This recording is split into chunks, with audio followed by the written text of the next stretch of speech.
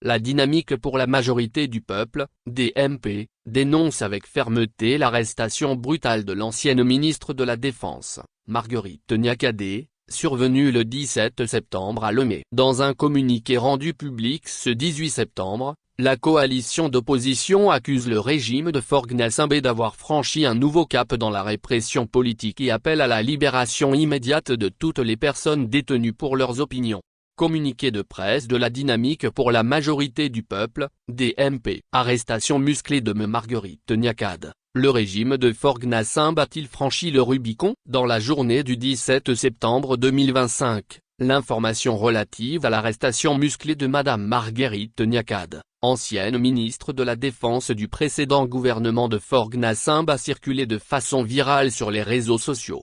La description des conditions de son arrestation par certains sites d'information font état des violences et de destructions perpétrées à son domicile avant de l'enlever de force. D'autres sites d'information évoquent même des raisons qui seraient à la base de son arrestation en parlant des enquêtes qui révéleraient des actes subversifs qui seraient en lien avec les manifestations du 30 août dernier au Togo. Ces méthodes sont déjà connues des Togolais car il y a juste 4 mois, l'artiste togolais Ameron fut enlevé nuitamment chez lui sans aucun mandat d'amener du procureur de la République et la suite nous est tous connue. La conférence des présidents de la DMP est très indignée et préoccupée par ces actes que pose le pouvoir de Faure Gnassingbé en violation de toutes les procédures judiciaires en la matière et de toute dignité humaine. Notre pays est après tout une république et personne ne peut se mettre au-dessus de la loi qui la régit. Ce qui est certain, c'est que l'ancienne ministre porte désormais une voix qui éclaire davantage les Togolais mais qui dérange aussi ceux qui pensent qu'ils peuvent soumettre tous les Togolais à la volonté d'un dictateur. La voix de Madame Niakhaté ne vient que renforcer celle de la majorité des Togolais qui crient depuis longtemps la mauvaise gouvernance qui a pour corollaire la faim, le désespoir, la violation permanente des droits humains, la gabegie, l'incompétence notoire des dirigeants actuels et leur incapacité à trouver des solutions aux problèmes des Togolais. La voix de Madame Niakhaté crie tellement fort et demande le départ du pouvoir de Faure Gnassingbé et une transition politique sans ce dernier.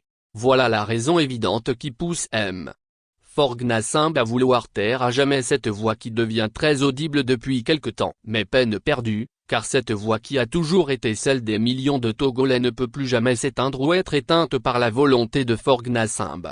C'est pourquoi la DMP indique la voix de sagesse et d'humilité à Faure Gnassingbé pour dénouer vite cette même crise car l'incarcération ou le musellement de l'ancienne ministre de la Défense ne changera rien à la détermination du peuple togolais qui veut se libérer de la dictature de Faure Gnassingbé et de l'impérialisme.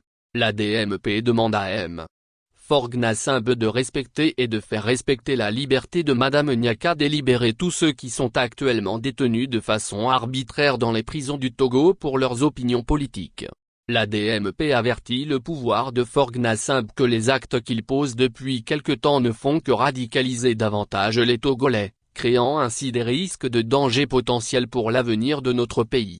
La DMP exhorte le pouvoir de Faure Gnassingbé à savoir lire les signes des temps et à tirer leçon des derniers événements survenus au Népal pour agir avec sagesse et humilité afin d'éviter le drame que nous voyons se dérouler sous d'autres cieux.